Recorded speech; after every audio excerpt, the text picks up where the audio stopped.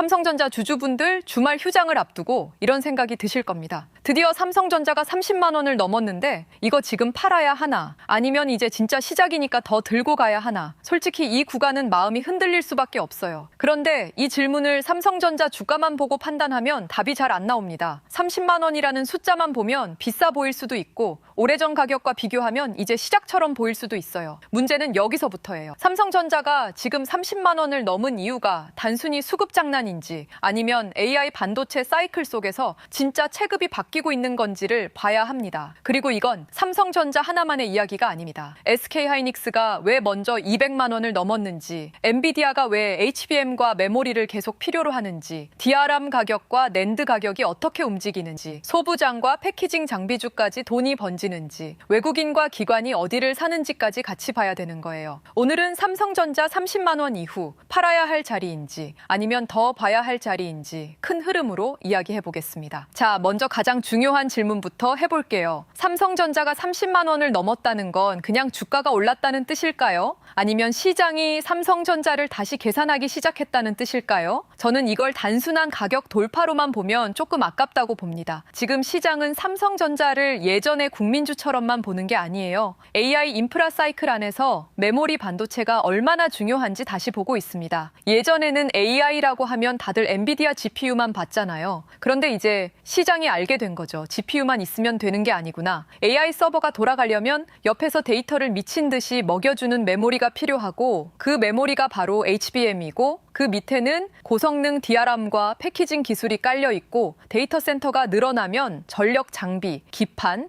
MLCC, 테스트 장비까지 한꺼번에 움직인다는 겁니다. 삼성전자는 여기서 굉장히 묘한 위치에 있습니다. SK하이닉스처럼 HBM에서 가장 먼저 프리미엄을 받은 회사는 아니죠. 하지만 메모리 전체 체급으로 보면 삼성전자는 여전히 무시할 수 없는 회사입니다. DRAM도 있고, 낸드도 있고, 파운드리도 있고, 패키징도 있고, AI 메모리 사이클에서 다시 치고 올라올 수 있는 카드가 많습니다. 그러니까 삼성전자 30만 원은 그냥 숫자가 아니라 시장이 삼성전자의 다음 가능성에 다시 돈을 붙이기 시작한 자리라고 볼 수 있습니다. 그런데 좋은 뉴스와 좋은 매수 자리는 다릅니다. 이 말은 꼭 해야 합니다. 삼성전자가 좋아 보인다고 해서 30만 원 넘은 자리에서 무조건 따라붙는 게 항상 좋은 선택은 아니거든요. 왜냐하면 30만 원은 심리적으로 굉장히 강한 가격입니다. 오래 들고 있던 주주들 입장에서는 차익 실현 욕구가 생깁니다. 기관 입장에서도 단기 급등 이후 일부 비중 조절을 할 수 있고요. 외국인도 환율과 금리를 보면서 한국 반도체를 더 살지 잠깐 쉬어갈지 계산합니다. 특히 요즘 원달러 환율이 1,500원대 안팎에서 움직이잖아요. 이게 외국인에게는 부담이에요. 삼성전자 주가가 올라도 원화 가치가 흔들리면 외국인 수익률은 달라집니다. 거기에 미국 금리가 다시 올라가거나 중동 리스크 때문에 유가가 튀면 외국인은 한국 주식을 한 번 더 조심스럽게 봅니다. 그러니까 삼성전자 30만 원은 호재가 많은 자리인 동시에 차익 실현과 매수세가 정면으로 부딪히는 자리입니다. 여기서 주주분들이 봐야 할 건 30만 원 넘었으니까 무조건 간다가 아니고요. 30만 원 위에서 누가 사느냐입니다. 개인이 사는지, 기관이 사는지, 외국인이 돌아오는지 이게 진짜 중요합니다. 여기서 SK하이닉스를 같이 봐야 합니다. 왜냐하면 지금 반도체 시장에서 SK하이닉스는 삼성전자의 비교 대상이 아니라 삼성전자가 넘어야 할 기준점처럼 움직이고 있거든요. SK하이닉스가 200만 원을 넘은 이유는 단순히 반도체가 좋아서만은 아닙니다. 시장이 HBM 대장주 프리미엄을 줬기 때문입니다. 엔비디아가 AI 서버를 더 만들수록 HBM 수요가 커지고 그 HBM에서 SK하이닉스가 가장 앞서 있다는 평가를 받으면서 주가가 먼저 치고 나간 거죠. 삼성전자 주주 입장에서는 조금 속상할 수도 있습니다. 삼성전자가 원래 반도체 대장 아니었나? 왜 하이닉스가 더 세게 가는 거야? 이런 생각이 들 수 있죠. 그런데 큰 돈은 여기서 한 번 더 계산합니다. SK하이닉스는 이미 HBM 프리미엄을 강하게 받았습니다. 반대로 삼성전자는 아직 확인이 필요한 만큼 기대가 남아있는 구간입니다. 이 차이가 중요해요. 삼성전자가 HBM4, 차세대 메모리, 엔비디아 공급, 서버용 DRAM에서 확실한 성과를 보여주면 시장은 이렇게 볼 수 있습니다. 아, 삼성전자도 이제 HBM 후발주가 아니라 다시 AI 메모리 사이클의 주인공으로 들어오는구나. 그 순간 삼성전자의 밸류에이션은 한 번 더 바뀔 수 있습니다. 하지만 반대로 HBM 성과가 계속 애매하고 파운드리 적자 부담이 줄지 않고 내부 갈등이 반복되면 30만 원 위에서 시장은 오래 기다려주지 않을 수도 있습니다. 삼성전자를 더 들고 갈지 말지 판단하려면 DRAM 가격도 봐야 합니다. 왜냐하면 삼성전자 이익의 본체는 결국 메모리에서 나오기 때문입니다. HBM이 화려한 주인공처럼 보이지만 범용 DRAM과 서버 메모리 가격이 같이 올라줘야 삼성전자의 이익 체력이 더 두꺼워집니다. AI 서버가 늘어나면 HBM만 필요한 게 아닙니다. CPU 주변에도 메모리가 필요하고 서버 전체에도 고용량 DRAM이 필요하고 데이터 센터가 커질수록 스토리지와 낸드 수요도 같이 따라옵니다. 물론 낸드는 DRAM보다 회복 속도가 느릴 수 있습니다. 하지만 AI 데이터 센터가 늘어나고 기업들이 저장해야 하는 데이터가 폭발적으로 늘면 낸드도 결국 다시 봐야 하는 영역입니다. 삼성전자는 DRAM만 하는 회사가 아니잖아요. 낸드도 있고 서버용 SSD도 있고 스토리지 시장에서도 다시 기회를 볼 수 있습니다. 여기서 중요한 건 가격입니다. DRAM 가격이 계속 올라가고 낸드 가격도 바닥을 다지면서 회복하면 삼성전자 실적 전망은 더 올라갈 수 있습니다. 그런데 가격 상승이 멈추거나 고객사들이 재고를 쌓아놓고 주문을 늦추기 시작하면 주가는 먼저 흔들릴 수 있습니다. 그래서 삼성전자 주주분들은 뉴스 제목보다 메모리 가격 흐름을 봐야 합니다. 주가가 30만 원을 넘은 이유가 실제 가격 상승과 이익 증가로 이어지는지 그걸 확인해야 되는 거예요. 또 하나 중요한 게 패키징입니다. 요즘 반도체 시장은 칩 하나 잘 만드는 것만으로 끝나지 않습니다. GPU와 HBM을 어떻게 붙이느냐, 기판을 어떻게 설계하느냐, 열을 어떻게 빼느냐, 데이터를 얼마나 빠르게 주고받게 하느냐가 굉장히 중요해졌습니다. 그래서 HBM이 커질수록 패키징, 기판, 테스트, 소재, 장비 쪽도 같이 움직입니다. 최근 삼성정이 같은 종목이 강하게 움직인 것도 이 흐름과 연결해서 볼 수 있습니다. MLCC, 기판, 패키징 관련 기대가 붙으면 삼성전자 혼자만 오르는 게 아니라 반도체 밸류체인 전체가 같이 움직입니다. 소부장도 마찬가지입니다. 장비주, 소재주, 테스트 업체, 후공정 업체, 전력 인프라 업체까지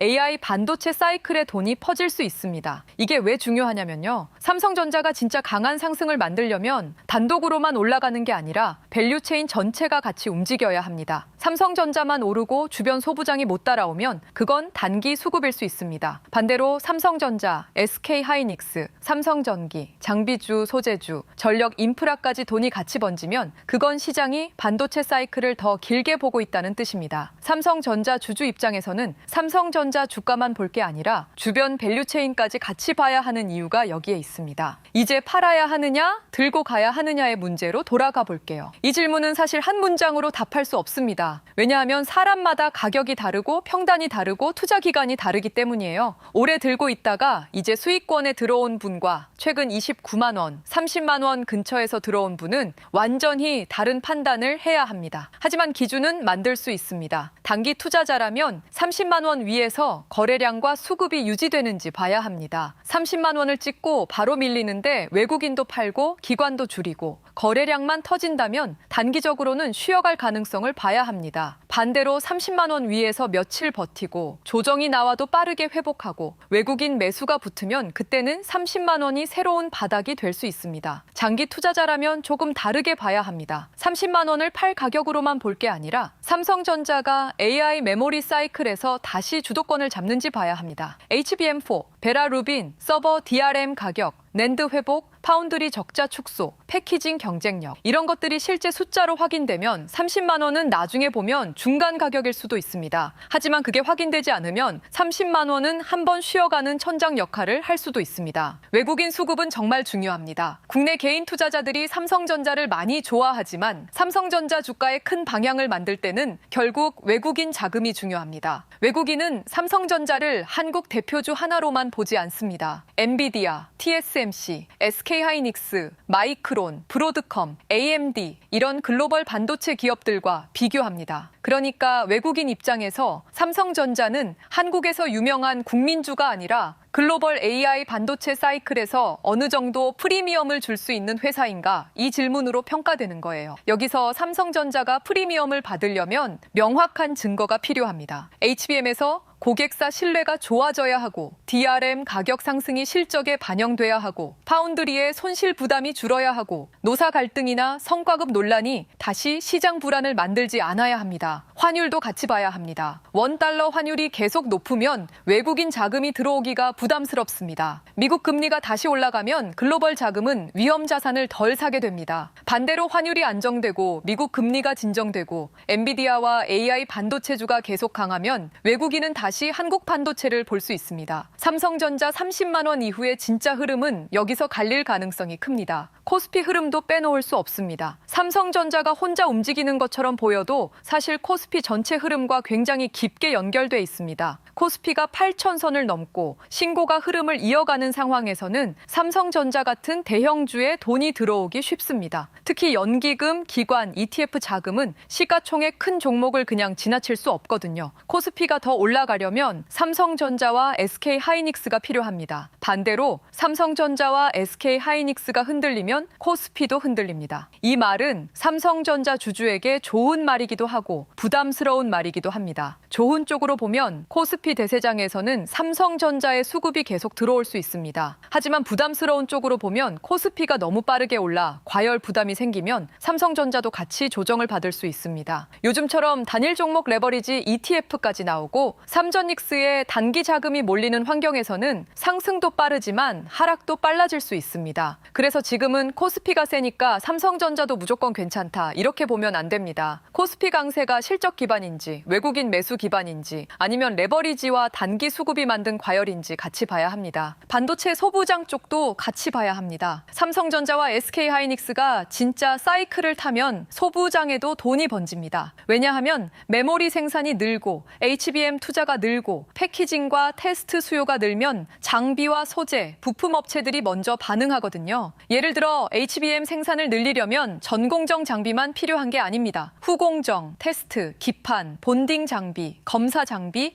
열관리 소재, 세정 소재까지 다양한 기업들이 같이 움직입니다. 데이터 센터가 늘어나면 전력 장비, 변압기, 전선, 냉각, ESS까지 연결됩니다. AI 반도체는 칩 하나로 끝나는 산업이 아니에요. 하나의 거대한 인프라 공사에 가깝습니다. 그래서 삼성전자 주주분들은 삼성전자 하나만 보고 판단하기보다 돈이 어디로 퍼지는지 봐야 합니다. 만약 삼성전자와 하이닉스만 오르고 소부장이 따라오지 못한다면 시장은 아직 조심스럽게 보는 겁니다. 반대로 소부장, 전력 장비, 패키징, 기판, 장비주까지 같이 움직이면 시장은 AI 반도체 사이클을 더 길고 넓게 보기 시작한 거예요. 이 흐름이 이어진다면 삼성전자도 30만 원 위에서 더 오래 버틸 가능성이 커집니다. 그럼 지금 팔아야 하느냐? 더 들고 가야 하느냐? 이제 이 질문에 대한 기준을 조금 더 현실적으로 잡아보겠습니다. 만약 단기적으로 많이 오른 구간에서 수익이 크게 난 분이라면 일부 차익 실현은 나쁜 선택이 아닐 수 있습니다. 특히 30만 원 위에서 거래량은 터졌는데 주가가 밀리고 외국인이 계속 팔고 환율이 높게 유지된다면 단기적으로는 흔들림을 대비할 필요가 있습니다. 하지만 전량 매도까지는 조심스럽게 봐야 합니다. 왜냐하면